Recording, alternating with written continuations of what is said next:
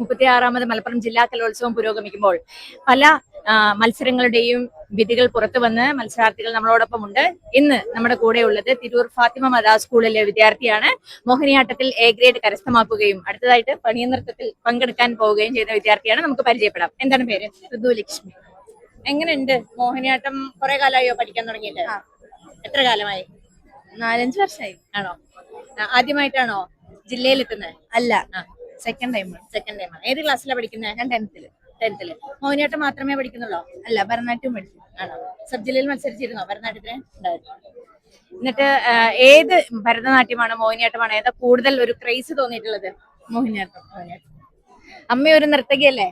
അത്രയ്ക്ക് പറയാൻ വയ്യ, കുറച്ചൊക്കെ. നിങ്ങൾ കുടുംബപരമായ നർത്തകരാണെന്ന് പറഞ്ഞു. കുറച്ചൊക്കെ. എങ്ങനെയുണ്ട് മോളുടെ?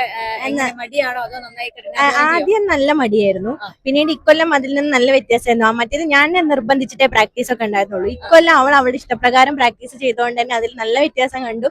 സബില് ഫസ്റ്റ് കിട്ടി, ജില്ലയിലും എ ഗ്രേഡ് കിട്ടി. നന്നായിട്ട് തന്നെ അവതരിപ്പിച്ചു. മാത്രമല്ല കണ്ടവരായാലും നന്നായി പെർഫോം ചെയ്തു പറഞ്ഞത് തന്നെ വളരെ സന്തോഷം. ഫസ്റ്റ് കിട്ടുന്നതല്ലല്ലോ, അപ്പൊ അതിൽ വളരെ. എല്ലാവരും ഇവിടെ ഫസ്റ്റ് കിട്ടാത്തതിലാണ് ഭയങ്കര പ്രശ്നങ്ങൾ പറയുന്നത്. എന്ന് വെച്ചാൽ 21 പേര് മത്സരത്തിനുണ്ടായിരുന്നു. 21 പേര് നന്നായി കളിച്ചു. അതില് മോളും നന്നായി കളിച്ചു. ഫസ്റ്റ് കിട്ടിയില്ല എന്നുള്ളൊരു സങ്കടം നമുക്കുണ്ട്. എങ്കിലും എല്ലാവരും ഒരേപോലെ മത്സരിച്ചതല്ലേ. എന്താണ് അച്ഛനെന്നുള്ള നിലയ്ക്ക് പറയാനുള്ളത്?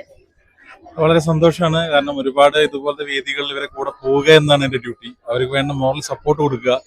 രണ്ടുപേരും ഡാൻസിലാണെങ്കിലും വളരെ സന്തോഷമുണ്ട്. ഇൻസ്റ്റിറ്റ്യൂട്ടും നടത്തിക്കൊണ്ടു പോകുന്നതിലും അതുപോലെ തന്നെ ഇവരുടെ എല്ലാവിധ കാര്യങ്ങളിലും സപ്പോർട്ട് ചെയ്യാനുള്ള ഒരു യോഗം അല്ലെങ്കിൽ ഭാഗ്യം കിട്ടിയെന്നതിൽ തന്നെ വളരെ സന്തോഷമുണ്ട്. അപ്പോൾ എല്ലാവിധ വിജയാശംസകളും നേരുന്നു. നമ്മുടെ കലോത്സവ കാഴ്ചകൾ തുടർന്നുകൊണ്ടേയിരിക്കുകയാണ്. 36ാമത് കലോത്സവം പുരോഗമിക്കുകയാണ്.